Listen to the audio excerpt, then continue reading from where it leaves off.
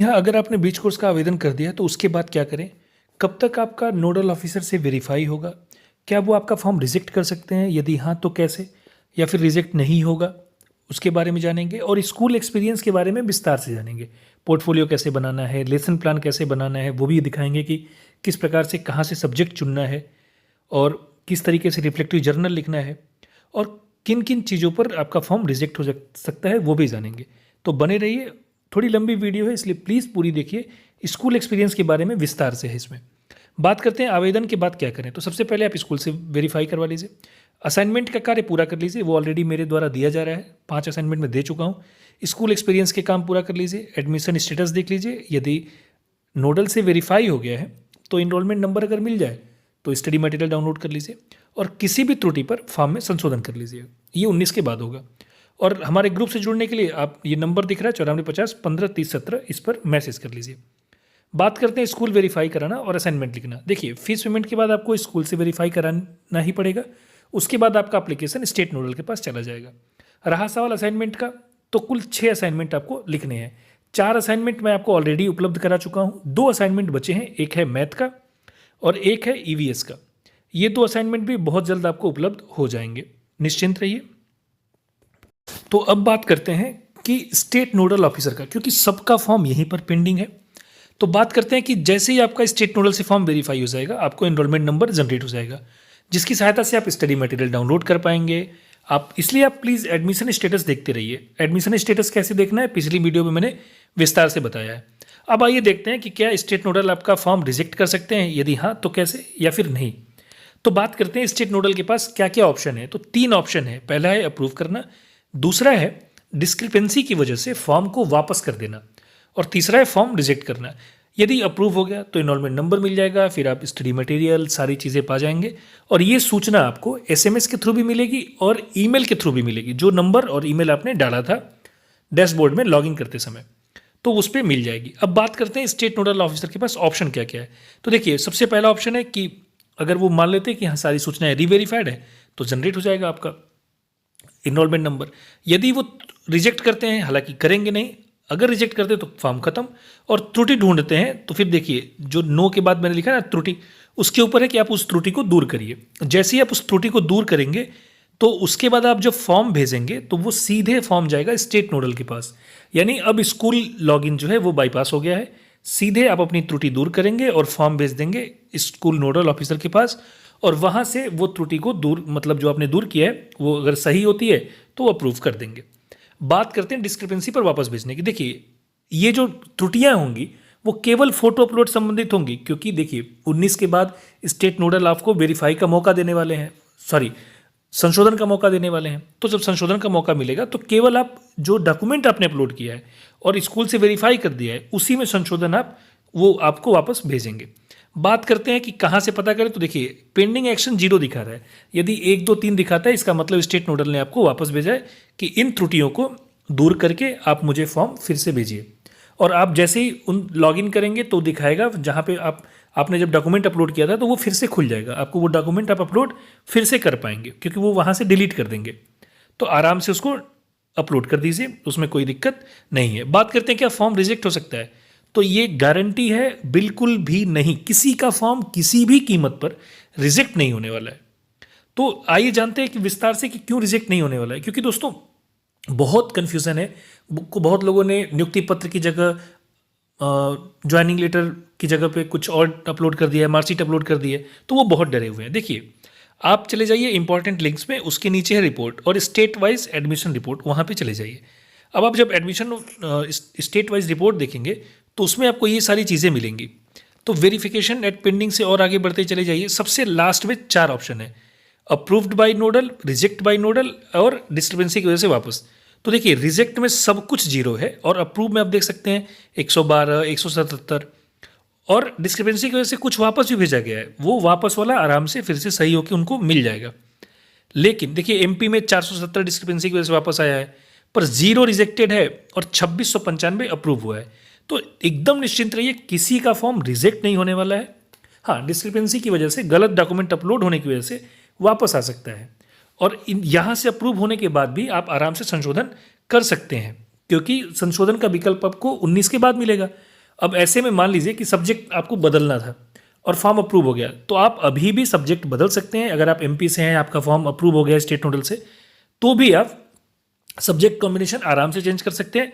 जैसे ही दोस्तों ई सर्विस शुरू होगी, आप अपने सब्जेक्ट कॉम्बिनेशन में परिवर्तन कर सकते हैं। जैसे मान लीजिए कि मुझे पहली लैंग्वेज हिंदी लेनी थी, दूसरी मुझे संस्कृत लेनी थी, मैंने इंग्लिश ले ली, तो अब मैं आराम से संस्कृत भी फिर से ले सकता हूँ। तो कोई भी दिक्कत नहीं है, तो एकदम निश्चिंत रहिए, किसी का फॉर्म रिजेक्ट नहीं होने वाला है। अब बात करते हैं सबसे इंपॉर्टेंट टॉपिक स्कूल एक्सपीरियंस की। तो इसमें क्या क्या करना है, 4 चीज़ें हैं दोस्तों। लेसन प्लान बनाना, पोर्टफोलियो बनाना, 5 एक्टिविटी का आयोजन और रिफ्लेक्टिव जर्नल। तो बात करेंगे कैसे कार्य करना है। अभी आप को मैं दिखाऊंगा स्क्रीनशॉट। देखिए सबसे ऊपर है लैंग्वेज, 4 आपको लैंग्वेज में 20 assignment, 20 lesson plan, 10 mathematics, 10 EVS, portfolio, activity and workshop 25 number का और रिफ्लेक्टिव जर्नल 25 नंबर का। यानी कुल ये 3 कॉलम में दिया है, पर हैं 4 चीज़ें, लेसन प्लान, पोर्टफोलियो, एक्टिविटी और रिफ्लेक्टिव जर्नल।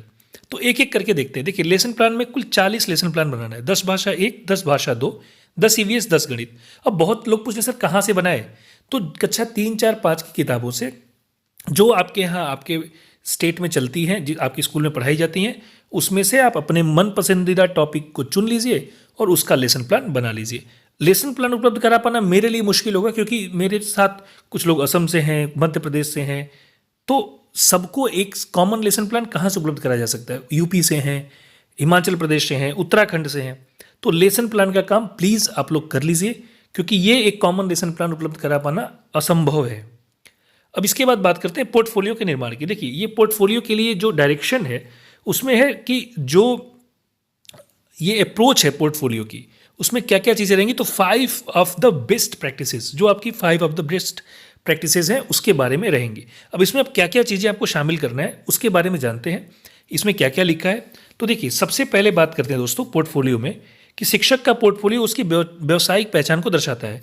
इसमें शामिल आर्टिफैक्ट्स, कार्य नमूने शिक्षक की शिक्षण दृष्टि, विश्वास और शिक्षण पद्धतियों को सुसंगठित संदेश प्रस्तुत करते हैं।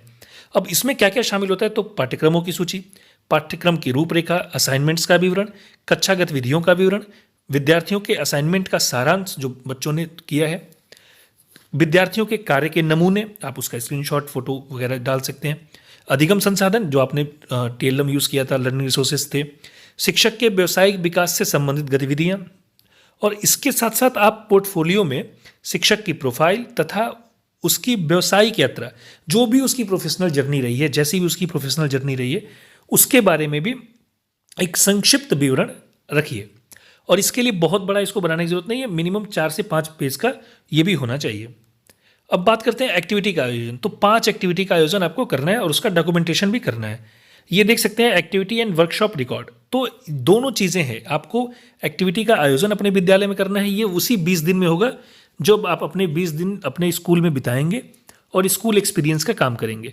हालांकि 20 दिनों में आपकी उपस्थिति 20 दिन आवश्यक नहीं है, 80% उपस्थिति अनिवार्य बताई गई है। ऐसे में आप अपने हिसाब से 16 दिन, मिनिमम 16 दिन उपस्थित होना है और मैक्सिमम 20 दिन, क्योंकि 20 दिन का स्कूल एक्सपीरियंस का कार्य है। तो ऐसे में 16 दिन की उपस्थिति अनिवार्य है। इसमें से आप जो भी टॉपिक चूज कर सकते हैं, कर लीजिए। मेरे हिसाब से जो सबसे बेस्ट है 4, 5, 6, 7, 8, ये 5 टॉपिक मेरे लिए अच्छा है। मैं इन्हीं पर आपको चीज़ें उपलब्ध कराऊंगा। देखिए इसमें गतिविधियां और कार्यशालाओं का अभिलेखीकरण भी करना है। किन किन चीज़ों को लिखना है, तो सामग्री एवं शिक्षण सहायक जो भी आपके लिए सहायक रहे हैं, शिक्षण सामग्री का निर्माण करना, बच्चों के खेल, जादुई पिटारा, कला एवं शिल्प जैसी गतिविधियों का आयोजन करना, संगीत, योग, शारीरिक शिक्षा एवं वेलबींग, इनसे संबंधित कार्यशाला और गतिविधियों का अभिलेखीकरण भी आपको करना है। शिक्षकों को बच्चों के साथ खेल, कला, शिल्प, संगीत, योग, शारीरिक शिक्षा एवं स्वास्थ्य से संबंधित गतिविधियां और कार्यशाला आयोजित करनी चाहिए, और इनसे जो जुड़े हुए जो अभिलेख हैं उनको बना करके लिखना है। अर्थात जो भी आप एक्टिविटी करेंगे उसके बारे में डिटेल्स में लिखेंगे कि आपने किन किन सामग्रियों का यूज़ किया और कैसे गतिविधि का आयोजन किया और उसका परिणाम क्या निकला। देखिए मैंने बार बार कहा, अगर मुझे चूज़ करना है तो चौथा, conduct physical fitness test like short run, distance run, situps, ये मैं कर दूंगा। Prepare a scrap book of the theme like communicable disease, ठीक है। छठा है select at least 10 poem or rhymes in any school subject, कि उससे क्या क्या शिक्षण का अभ्यास मिलता है 10 पोएम से।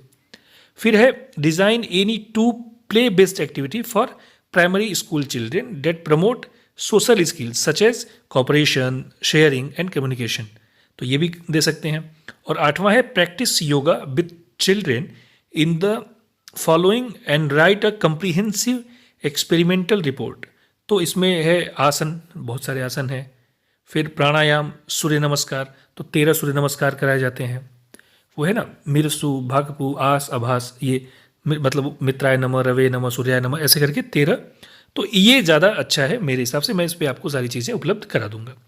बात करते हैं रिफ्लेक्टिव जर्नल की, तो देखिए इसमें रिफ्लेक्टिव जर्नल का जो मेन यूज़ है कि जो लिंकेज है ना पेडागोजी और थ्योरी के बीच में, उस पर विचार विमर्श करना, मेन चीज़ यही है रिफ्लेक्टिव जर्नल का। ये 20 दिन के लिए आपको लिखना है। अब इसमें बात करेंगे कि क्या क्या चीज़ें शामिल होनी चाहिए और आपको कैसे रिफ्लेक्टिव जर्नल लिखना है। और एक दोस्तों देखिए 20 दिन का एक ओवरऑल एक समरी रिपोर्ट भी आपको लिखनी है। तो बात करते हैं रिफ्लेक्टिव जर्नल में, तो शिक्षक से ये अपेक्षा की जाती है कि वो प्रतिदिन एक चिंतनात्मक डायरी बनाए जिसमें वो अपने शिक्षण अभ्यास पर चिंतन करे तथा शिक्षण पद्धति और अपने द्वारा पढ़ाए गए सैद्धांतिक पाठ्यक्रमों के बीच में एक संबंध स्थापित करने का प्रयास करे। चिंतनात्मक डायरी में कुछ वर्णन, कुछ अधिक चिंतन और विश्लेषण होना चाहिए। वर्णन कुछ हो पर चिंतन ज़्यादा हो, विश्लेषण ज़्यादा हो। और वर्णन में व्यक्तिगत शिक्षक की शिक्षण पद्धति, कक्षा प्रबंधन से जुड़ी हुई समस्याएं, मनोवैज्ञानिक और सामाजिक मुद्दों पर ध्यान दिया जाना चाहिए। यानी जो भी आपका चिंतन है वो शिक्षण पद्धति, कक्षा प्रबंधन, मनोवैज्ञानिक और सामाजिक मुद्दों से जुड़ी हुई होनी चाहिए। और विश्लेषण से यह स्पष्ट होगा कि शिक्षक ने कक्षा में क्या किया और क्यों किया। अब कुछ लोग कह रहे हैं कि शिक्षक, ये जो रिफ्लेक्टिव डायरी है ये शिक्षक डायरी है, ऐसा बिल्कुल भी नहीं है। इन दोनों में जमीन और आसमान का अंतर है। शिक्षक डायरी आपने क्या आप पढ़ाना है वो पहले लिखी जाती है, रिफ्लेक्टिव जर्नल बाद में ये लिखना है आपको। और उदाहरण के लिए एक शिक्षक ने बच्चों को विकासात्मक सिद्धांत तथा सामाजिक सांस्कृतिक प्रभावों को ध्यान में रखते हुए क्या शिक्षण कराया, और इसके मुख्य उद्देश्य जो समय के साथ शिक्षक के व्यावसायिक विकास पर ध्यान केंद्रित करते हैं, जैसे कि पर्यवेक्षक की टिप्पणियों पर प्रतिक्रिया देना, शिक्षण गुणवत्ता में सुधार करना, तो ये सारी चीज़ें हैं। तो ज़्यादातर आप चिंतनात्मक चीज़ें इस पर लिखेंगे। और ये एक सबसे समरी आपको एक लिखनी है, जो 20 दिनों की आपकी रिपोर्ट है उसकी एक अंत में एक सारांश रिपोर्ट लिखनी पड़ेगी जो कि 1.5 पेज की होनी चाहिए। 1.5 पेज में इसलिए कह रहा हूँ, अब लोग कह रहे हैं सर 100 वर्ड्स, तो एक पेज में तो 400 वर्ड आ जाएंगे, 300। देखिए आइडियली जो माना जाता है उसमें है, मैं, ये सब गिना ही नहीं जाता है। तो एक पूरा पेज अगर आप लिखते हैं तो मेरे हिसाब से मैं उसको 100 पेज मान करके कहता हूँ, यानी 100 पेज यानी 100 वर्ड्स यानी 1 पेज। तो इस आधार पर आप इसको लिखिएगा। धन्यवाद दोस्तों, थैंक यू सो मच।